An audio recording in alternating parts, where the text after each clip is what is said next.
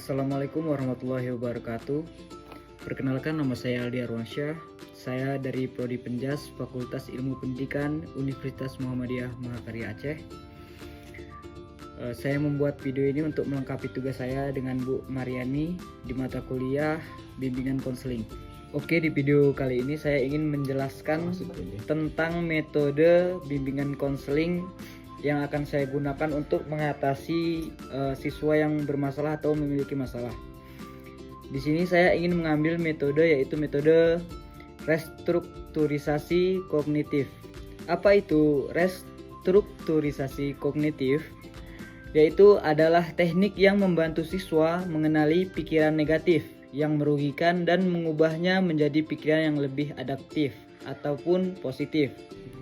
Adapun tujuan dari restrukturisasi kognitif ini adalah untuk yang pertama, membantu siswa berpikir lebih positif. Dan yang kedua di sini mengurangi kecemasan dan perilaku menghindar. Dan yang ketiga di sini ada meningkatkan kepercayaan diri dan motivasi belajar siswa.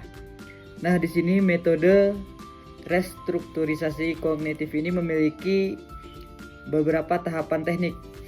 Yang pertama itu ada rasionalisasi masalah, menjelaskan tujuan dan manfaat teknik pada konseling atau pada orang yang bermasalah tadi.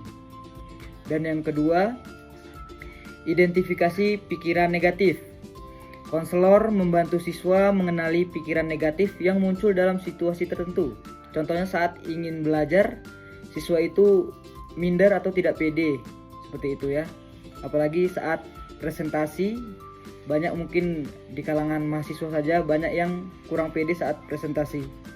Nah, ini juga salah satu contoh identifikasinya ya. Dan yang ketiga di sini ada pengenalan dan latihan coping talk. Siswa diajak mencari pikiran alternatif yang lebih positif, atau bisa dibilang kita mengalihkan pikiran negatif kita itu ke pikiran yang lebih positif. Contohnya seperti,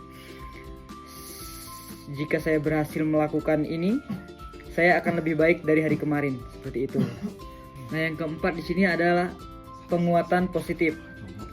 Siswa belajar memberi penghargaan pada dirinya setiap berhasil mencoba hal-hal baru atau sesuatu yang belum pernah dicobanya. Yang keenam, kita memberikan tugas rumah atau tindak lanjut siswa mempraktikkan coping talk di luar sesi konseling dan mencatat hasilnya. Nah, untuk apa tujuan yang terakhir ini? Yaitu untuk melihat perkembangan siswa ini apakah semakin baik ataupun semakin buruk. Oke, di sini ada contoh kasusnya. Saya ambil dari lingkungan luar sekolah, yaitu saat saya menjadi seorang pelatih pencak silat. Banyak anak-anak murid saya ataupun adik-adik saya di sana itu saat ingin bertanding merasa ragu, takut dan cemas. Di sini saya sangat banyak sekali menemukan bahwa anak-anak didik saya itu mengalami kecemasan saat ingin bertanding pastinya. Saat ingin bertanding banyak sekali pressure atau tekanan dari luar, bahkan dari dalam dirinya sendiri. Seperti saat ingin bertanding itu mereka berpikir, apakah aku akan bisa menang? Apakah aku akan mengecewakan pelatih jika kalah? Seperti itu.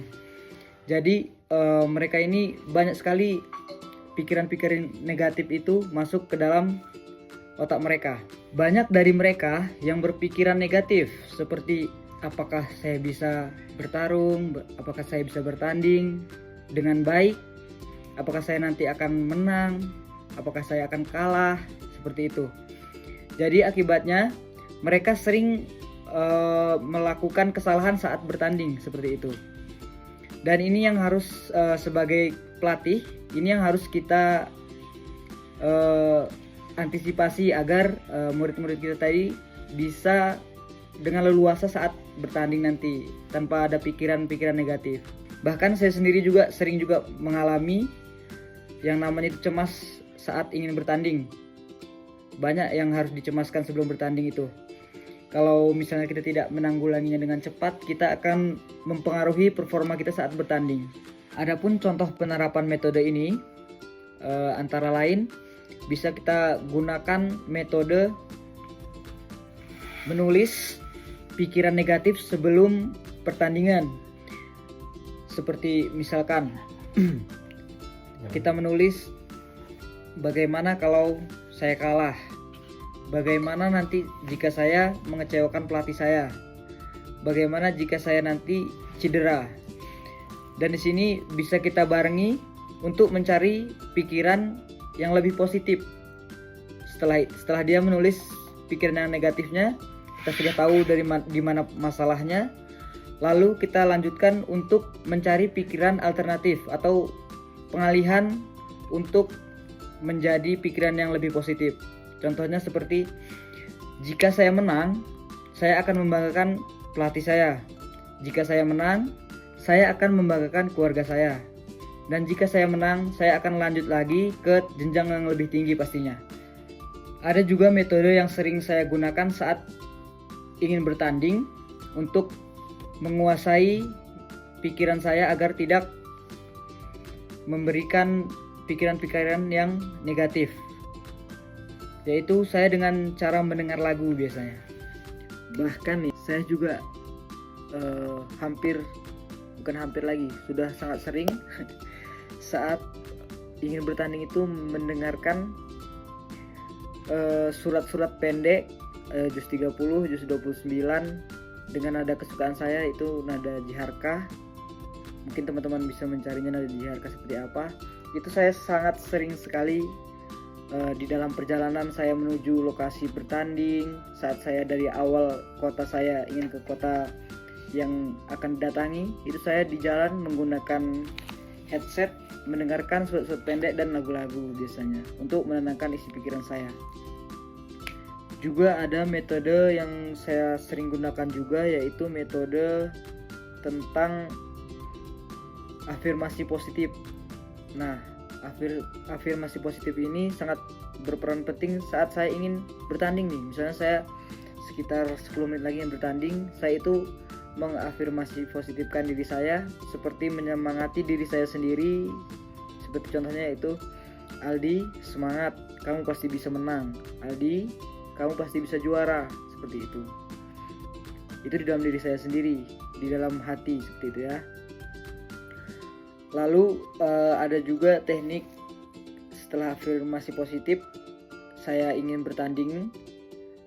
Saat menunggu saya ingin bertanding lagi, sekitar 5 menit ataupun 10 menit juga, saya juga melakukan meditasi, yaitu dengan cara mengatur napas saya secara perlahan untuk mencoba menenangkan pikiran saya, untuk menghalau segala pikiran negatif yang ingin datang ke pikiran saya. Bagaimana sih cara saya saat bermeditasi atau mengatur pernapasan saat menjelang pertandingan untuk menenangkan isi pikiran saya? Yaitu dengan cara menarik napas dengan perlahan, kira-kira 4 ketukan. Misalnya kita menarik napas 1, 2, 3, 4, kita hitung dalam hati, lalu kita tahan sekitar 5 detik, 1, 2, 3, 4, 5. Lalu waktu dihembuskan terakhir ini melalui mulut itu lebih panjang. Misalnya kita narik napas tadi itu sekitar 4 detik, nahan 5 detik, nanti waktu kita hembuskan itu 7-8 detik. 1, 2, 3, 4, 5, 6, 7. Nah, seperti itu. Dan cara penarikan nafasnya juga melalui hidung saat menarikan napas, lalu ditahan, setelah itu dihembuskan secara perlahan melalui mulut. Bagaimana sih jika pernapasan itu benar untuk menenangkan diri kita? Yaitu kita bisa kita pegang di arah perut, kita sentuh. Pada saat kita menarik napas, itu pastikan perut kita itu mengembang, seperti udara masuk ke dalam perut kita. Nah, jika sudah mengembang, itu berarti tandanya pernapasan kita sudah benar. Apabila mengempis, saat menarik napas itu tandanya pernapasan kita masih salah, dan saat mengembuskan napas itu harusnya seperti balon ya. Saat ada udara di dalamnya dia akan mengembung, dan saat udaranya keluar itu dia akan mengempes. Nah, itu baru metode yang benar. Teknik ini sangat-sangat efektif sekali. Asal teman-teman semua tahu, ini sangat sering saya gunakan untuk mengendalikan diri saya dari rasa cemas dan rasa gugup saat ingin bertanding. Adapun efektivitas teknik ini yaitu untuk meningkatkan kepercayaan diri dan motivasi pada para atlet, membantu mengurangi kecemasan saat ingin bertanding, dan dapat diterapkan pada berbagai masalah psikologis.